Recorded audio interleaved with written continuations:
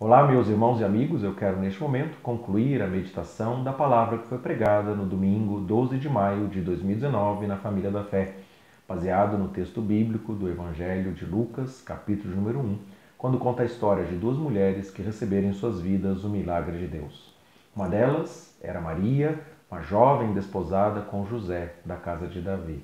que recebeu a visita do anjo Gabriel para anunciar para ela que ela era uma mulher muito favorecida e que achou graça diante de Deus, e por isso ela foi escolhida dentre todas as mulheres para conceber e dar à luz a um filho, cujo nome foi colocado de Jesus, que seria o Filho de Deus, e receberia o trono de Davi, o seu pai, para governar sobre Israel para todo sempre.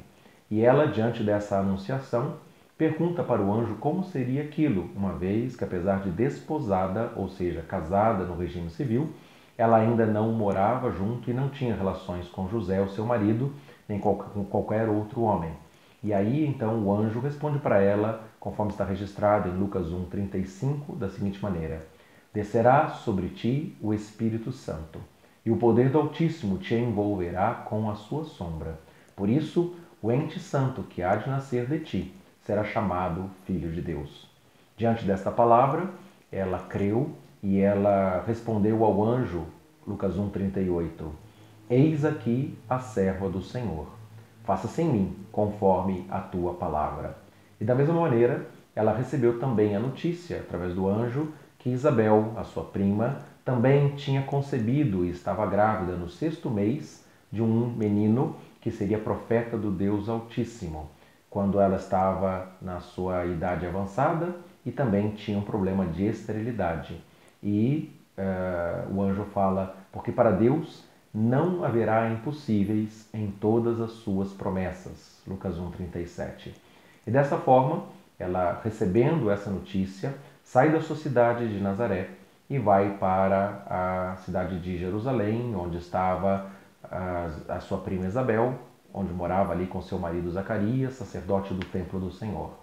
E quando ela entra naquela casa de Zacarias e Isabel, o versículo 41 de Lucas 1 conta da seguinte maneira que, ao ouvir a saudação de Maria, Isabel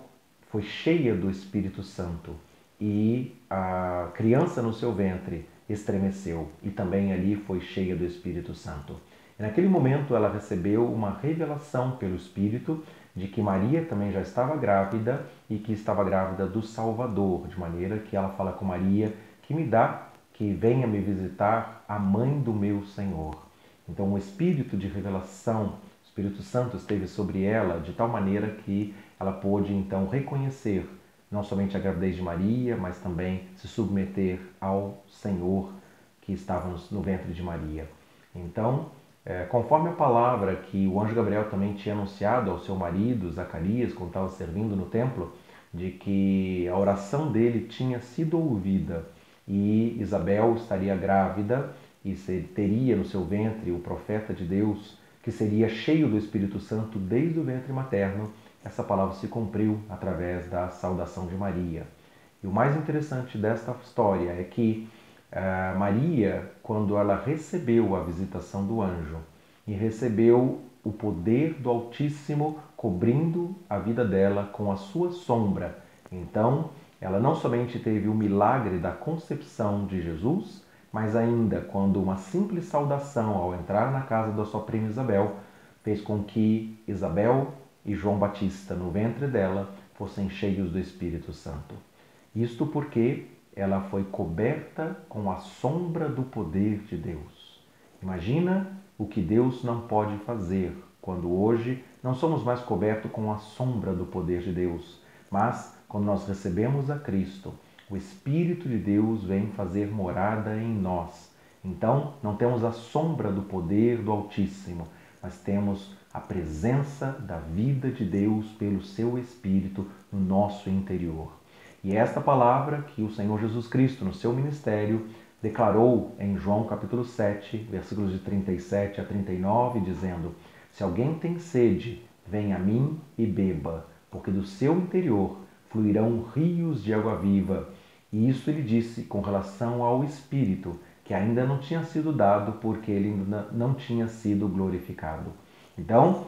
Maria recebeu somente a sombra do poder do Altíssimo e através dessa sombra, deste poder, ela pôde conceber e pôde profetizar a unção do Espírito Santo também sobre a vida de Isabel e sobre a vida de João Batista. Agora nós, depois que Jesus foi glorificado, não recebemos a sombra do poder de Deus. Recebemos o próprio Espírito Santo para saciar a nossa sede e para fluir como rios de água viva do nosso interior. E dessa maneira, que se nós crermos na palavra profética de Deus e nós obedecermos, assim como Maria disse, eis aqui a serva do Senhor, faça-se em mim conforme a tua palavra, também nós receberemos o poder do alto. O poder do Altíssimo não somente nos envolverá e nos cobrirá com a sua sombra, mas vai saciar a nossa sede e vai fluir de tal maneira que a nossa palavra profetizada, declarada, vai também mover o sobrenatural de Deus,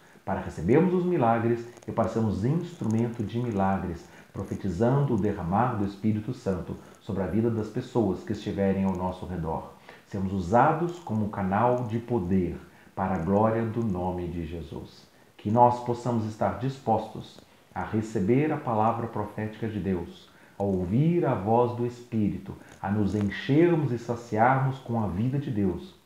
de tal maneira que também possa fluir o poder do Espírito Santo do nosso interior para a glória do nome de Jesus. Seja tu uma bênção em nome de Jesus para profetizar à sua casa, ao seu local de trabalho, às pessoas que estiverem no seu contato, o derramar do Espírito Santo, uma nova vida transformada pelo poder de Deus, com seus milagres e sinais e maravilhas, concordando com a presença do Espírito Santo e fazendo realmente com que muitas vidas possam ser tocadas e transformadas pela glória de Deus. Assim, recebe a presença do Espírito de Deus em você e seja cheio e transborde para que o nome de Deus seja glorificado e muitas vidas sejam transformadas pelo seu poder, em nome de Jesus.